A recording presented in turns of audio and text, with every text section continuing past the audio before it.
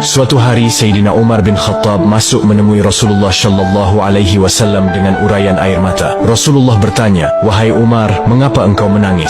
Kemudian Umar menjawab, "Ya Rasulullah, di depan pintu ada seorang pemuda yang menangis dan tangisannya sangat menyayat hatiku." Lalu kemudian Rasulullah menyuruh Umar untuk membawa pemuda itu masuk menemuinya. Ketika pemuda tersebut hadir di hadapan beliau, Rasulullah kemudian bertanya, "Apa yang membuat engkau menangis? Apakah engkau menyekutukan Allah?" "Tidak Rasulullah." "Apakah engkau membunuh seseorang dengan zalim?" "Tidak juga ya Rasulullah." Rasulullah berkata, "Allah akan mengampuni dosamu sekalipun sebesar langit dan bumi." Sambil menangis pemuda itu berkata, "Ya Rasulullah, dosaku lebih besar daripada itu, dosaku sangatlah banyak dan aku takut pada kemurkaan Tuhanku." Rasulullah kembali bertanya, "Apakah dosamu lebih besar dari kursi Allah?" "Lebih besar lagi ya Rasulullah." "Apakah dosamu lebih besar dari arsy-Nya Allah?" "Lebih besar lagi ya Rasulullah." "Apakah dosamu lebih besar dari Allah?" "Tentu saja Allah lebih besar dan lebih agung dari segalanya," jawab pemuda tersebut. "Ya Rasulullah, aku adalah orang yang suka membongkar kuburan dan sudah 7 tahun lamanya aku melakukan ini. Suatu ketika ada anak perempuan Ansyar yang meninggal dunia. Usai ia dimakamkan, aku membongkar kuburannya dan melucuti kain kafannya. Setan telah berhasil menggodaku sampai aku menyetubuhinya. Setelah itu aku meninggalkannya begitu saja. Namun mayat itu seolah-olah hidup kembali dan berkata, 'Tidakkah engkau takut kepada hukumannya kelak di akhirat? Engkau telah meninggalkanku dalam kondisi telanjang dan junub.'"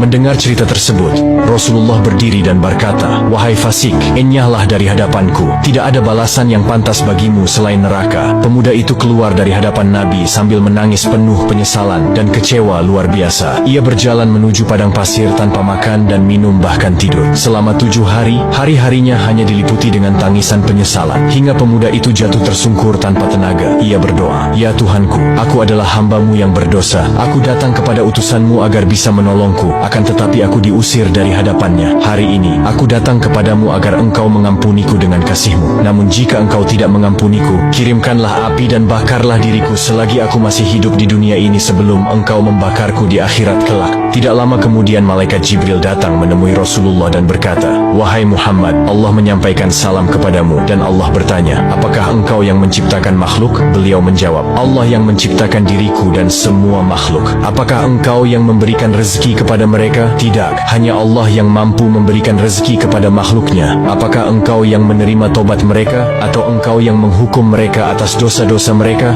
"Maha suci Allah yang maha memberi pengampunan." "Wahai Muhammad, Allah berfirman, 'Maafkanlah hambaku karena aku telah mengampuninya.'" Rasulullah Shallallahu Alaihi Wasallam kemudian mengutus beberapa sahabat untuk mencari pemuda tersebut. Ketika pemuda dihadapkan kepada Nabi, Rasulullah memberitahukan bahwa Allah telah mengampuni dosanya dan menerima tobatnya. Dan tidak lama kemudian, pemuda itu pun meninggal dunia.